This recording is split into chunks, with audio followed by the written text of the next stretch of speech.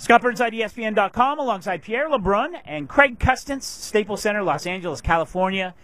Home, not too long ago, to a wild celebration in the wake of the Los Angeles Kings' 3-2 double overtime victory in Game 5 of the Stanley Cup Finals. 2 Stanley Cups in 3 years for this Los Angeles Kings team. Craig, let's start with you. I know we talked Dynasty. It's kind of a hard word to get your head around in the salary cap era. But 2 cups, 3 years, another trip to the Final Four in between. And this team is completely different than the one that won in 2012 in terms of its makeup and how they play the game. Think we'll be standing here a year from now? Could we be having cup discussions periodically over the next 3 or 4 years with this Kings team?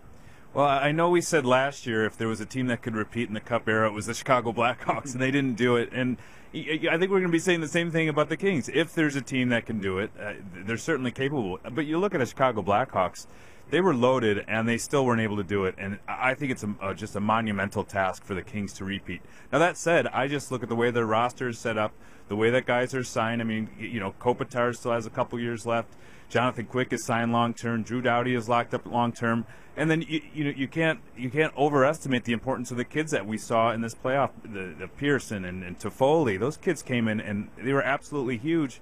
So, yeah, these Kings aren't going anywhere, but I'm not quite ready to pin repeat hopes on them. Well, I know you've learned your lesson now. Now, I know, Pierre, I think you thought the Blackhawks could do it. Let's not necessarily talk repeat, although that will certainly be the storyline for the Kings starting next year at training camp.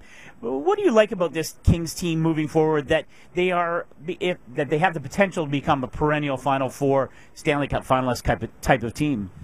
Well, Craig mentioned Toffoli and Pearson. I keep coming back to those 2 kids. Can you believe they were called up from Manchester, the American Hockey League, after the Olympics? I mean, it's mind-boggling. I think Tanner Pearson in particular might have been the most improved NHL player in the playoffs from start to finish in terms of his growth. He was phenomenal in the last 2 games of his Cup final. So he's actually going into his first full year next year. Tyler Toffoli as well. And when you look at Jake Muzzin, who wasn't even part of the 2012 Cup champion team, and the year he had, Alec Martinez, his second half in particular, there's a lot of youth and a lot of growth here, and this team isn't going away. Really, it's about LA and Chicago, 2 best teams in the league, and they'll be the best 2 teams in the league next year, along with Boston.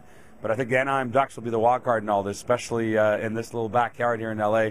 If they can go out and trade for a number 2 center behind Ryan Getzlaf and the emergence of John Gibson, Frederick Anderson in goal, I think that whole Ducks-Kings thing will be interesting here for the next half-decade. Are you just saying that so you can spend another month in ferrying between Anaheim and L.A. next spring? Well, you got a problem with that? No, it's good that you got your dibs in on it early. Before we close this session, I want to talk about the Conn Smythe Trophy MVP. And I think it speaks to the depth of this team and its potential to be a perennial Cup contender. There were 4 or 5 guys that the hockey writers, us among them, really wrestled with in terms of coming up with a playoff MVP. It ended up to be Justin Williams.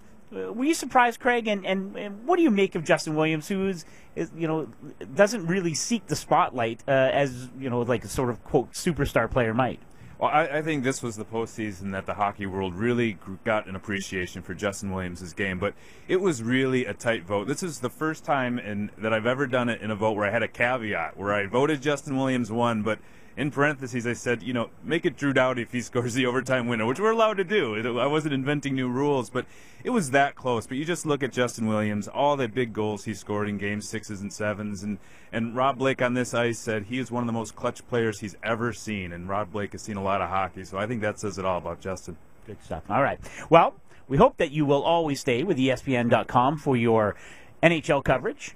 For Pierre, LeBrun, and Craig Custance, I'm Scott Burnside.